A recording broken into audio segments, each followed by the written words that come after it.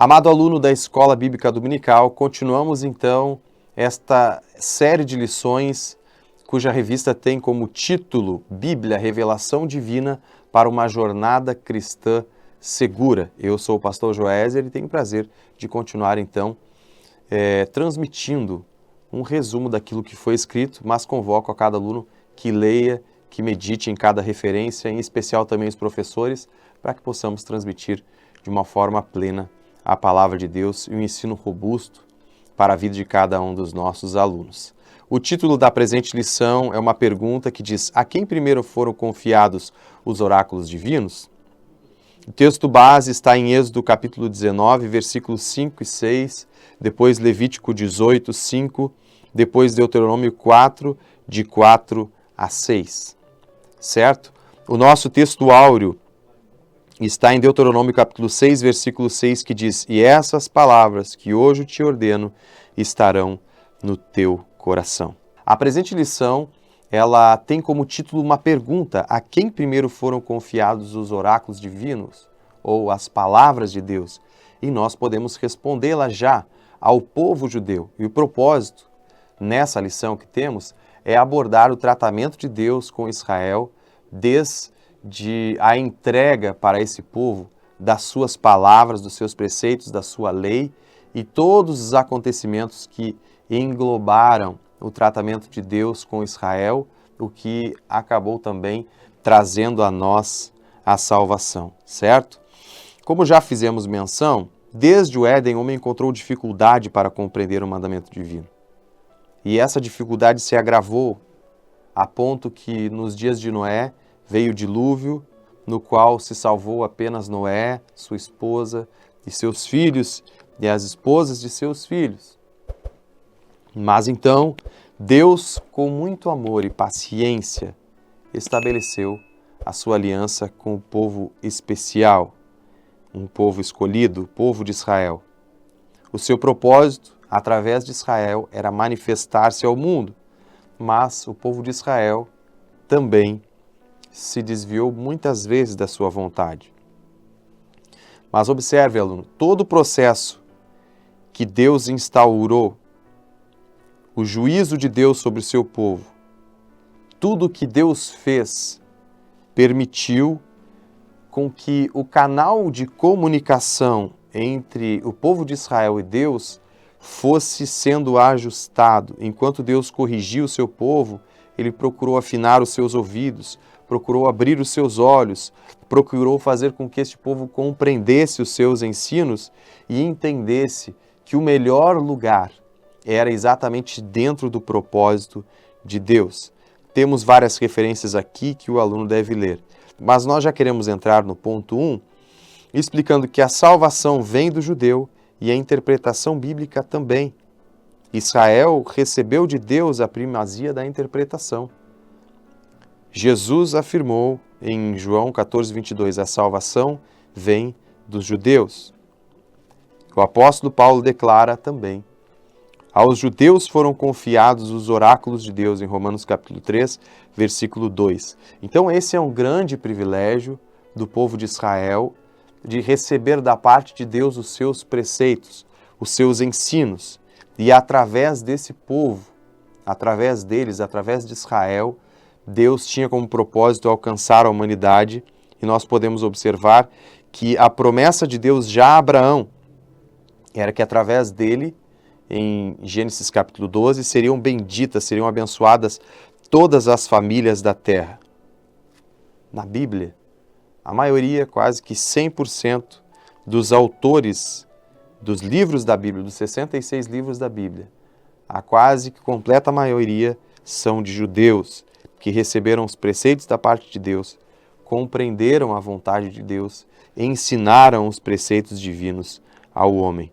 E essa bênção que Deus havia prometido a Abraão cumpriu-se por Deus ter concedido a Abraão filhos carnais e filhos espirituais, os quais receberam este ensino maravilhoso, os preceitos e as leis divinas, e que trouxe a toda a humanidade a salvação.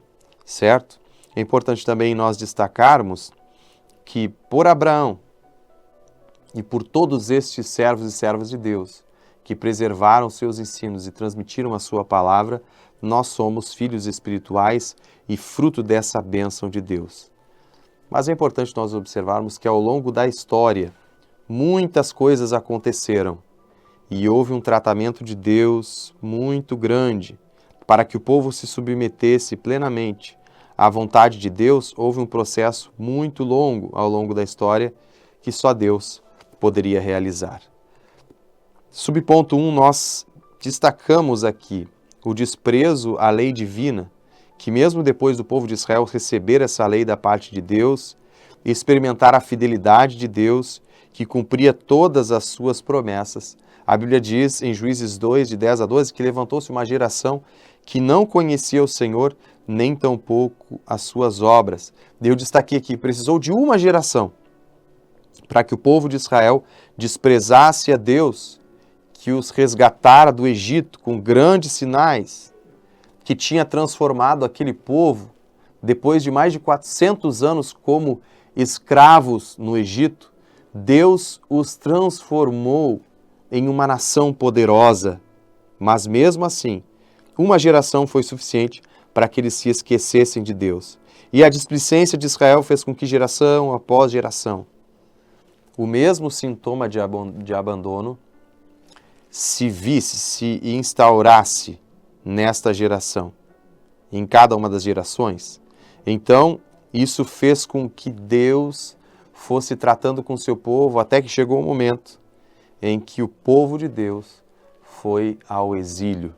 Ou seja, eles haviam sido resgatados da escravidão, mas a desobediência levou eles de volta para a escravidão. Como é triste a consequência de desprezar os preceitos divinos. Então, a primeira característica que nós observamos, o povo de Israel desprezou em princípio a lei divina. Claro que sempre houveram os fiéis, mas de uma forma geral, Deus tratou com o povo, a Bíblia diz, todos os dias estendia a minha mão, o povo rebelde e contradizente.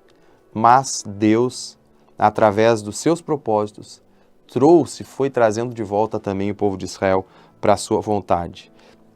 O subponto 2, nós explicamos que o pecado definha a compreensão da palavra de Deus.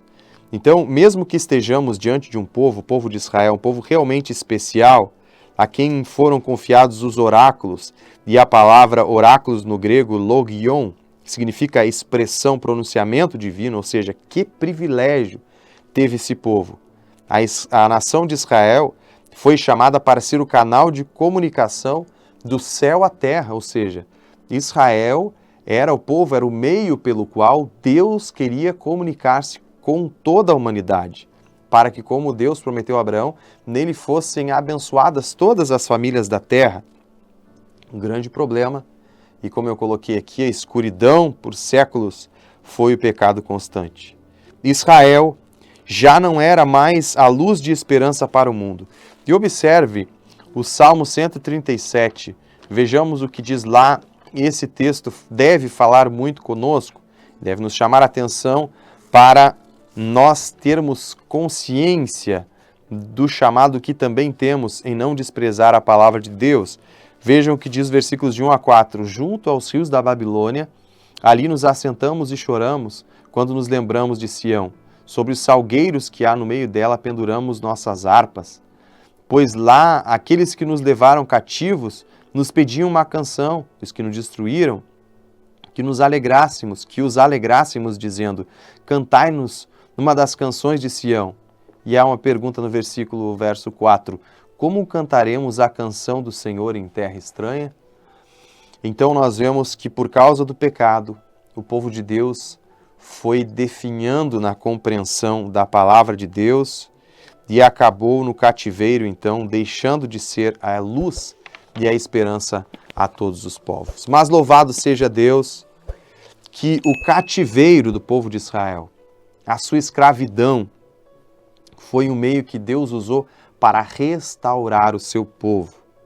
Em pleno cativeiro, Deus nunca deixou de admoestar o seu povo. Nós mencionamos aqui os profetas Jeremias, Ezequiel, Daniel, em plena comunhão com Deus, eles pregaram, exortaram ao povo, mesmo que eles estivessem sofrendo pela queda do seu povo, seu próprio povo, a sua nação, mesmo estando em terra estranha, eles nunca deixaram de orar, de exortar, de profetizar a respeito da restauração do povo de Israel.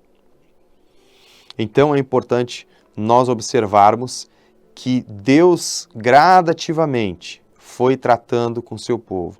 O fim do cativeiro babilônico foi marcado, então, por um avivamento em torno da palavra de Deus. Ainda no território babilônico surgiram as sinagogas, aqueles lugares sagrados onde os rabinos judeus se reuniam para cultuar a Deus, para ler, interpretar e ensinar as Escrituras.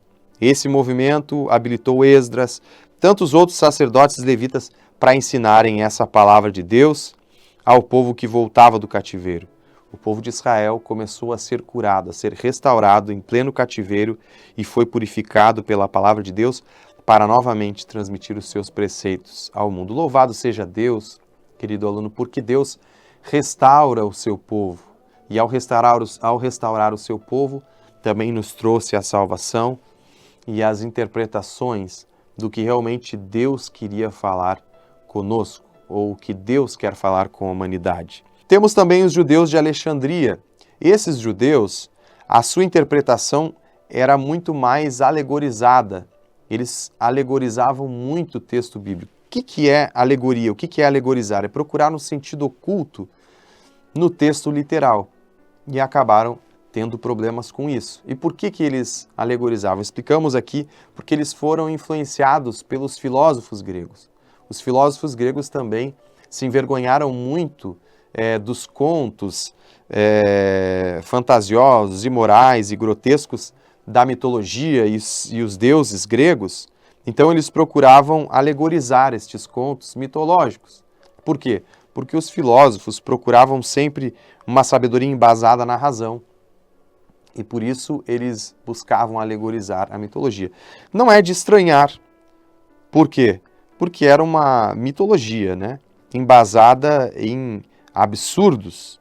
Agora, o impressionante é nós observarmos que até os judeus foram influenciados por essa alegoria, porque olhavam para a palavra de Deus e estavam incrédulos em relação ao texto sagrado.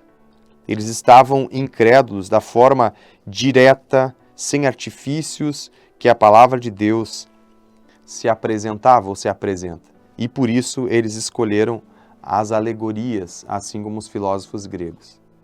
É triste, né? Ver que esses homens, embora que eles estivessem buscando estudar a palavra de Deus, eles não estavam nem familiarizados, nem comprometidos quanto à fé a este texto, a esta palavra, certo? Mas, no último ponto, ponto 3, nós falamos sobre o remanescente fiel. E louvado seja Deus, aluno, porque sempre existe um remanescente fiel. Quando Jesus nasceu, havia um remanescente fiel, sim, que interpretava a palavra de Deus de forma literal. A lei e os profetas cria em todas as promessas.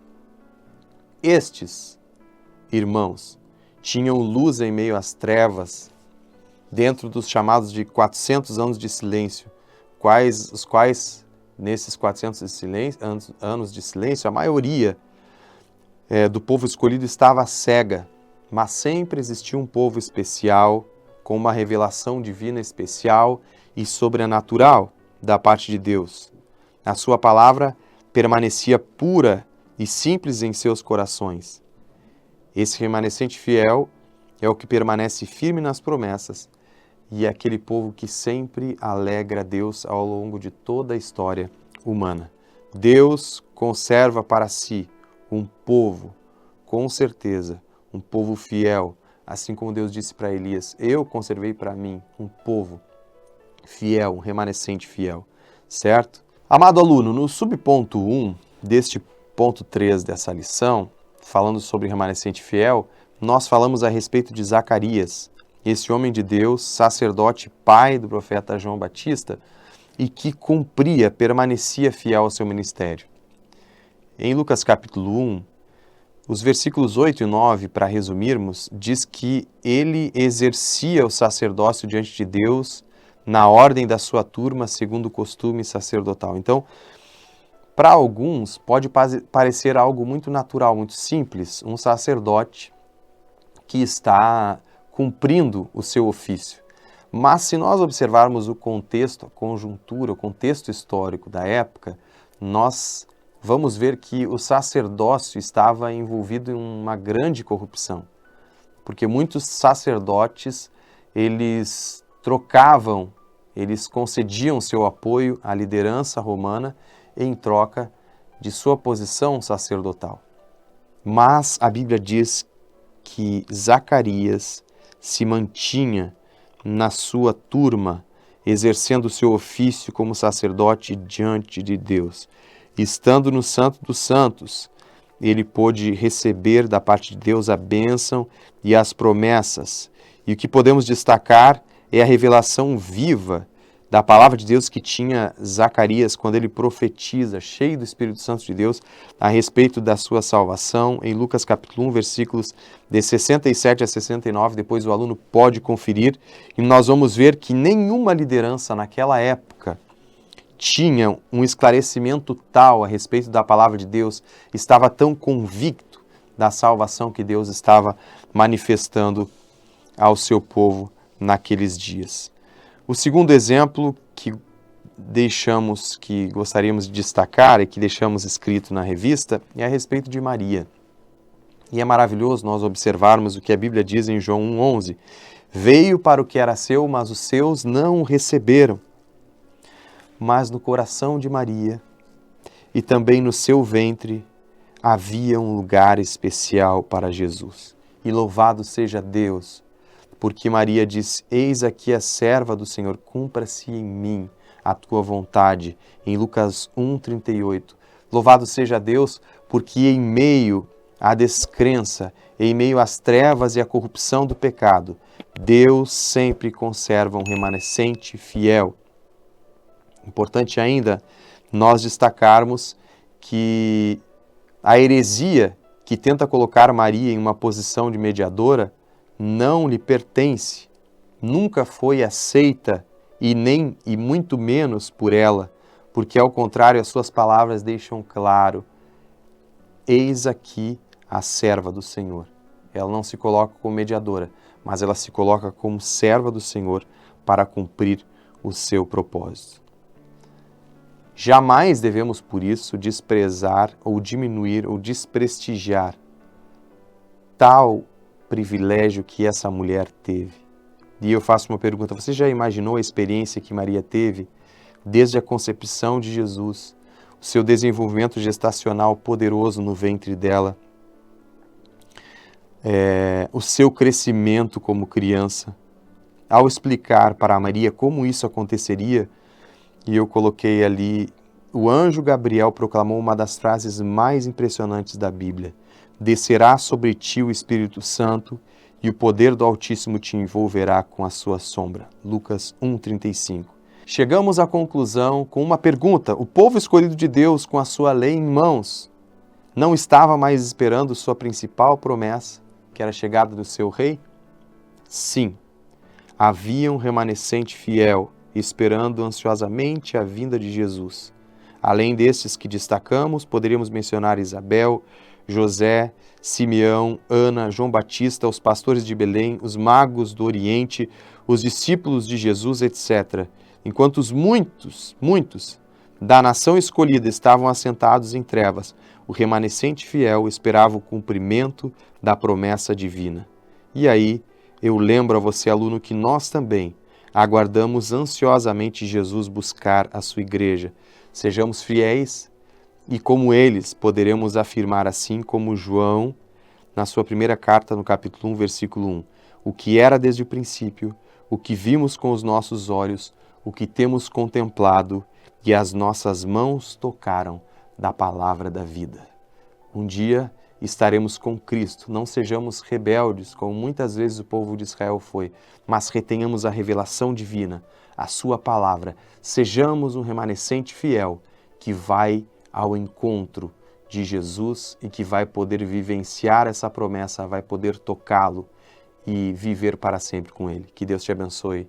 Em nome de Jesus. Amém.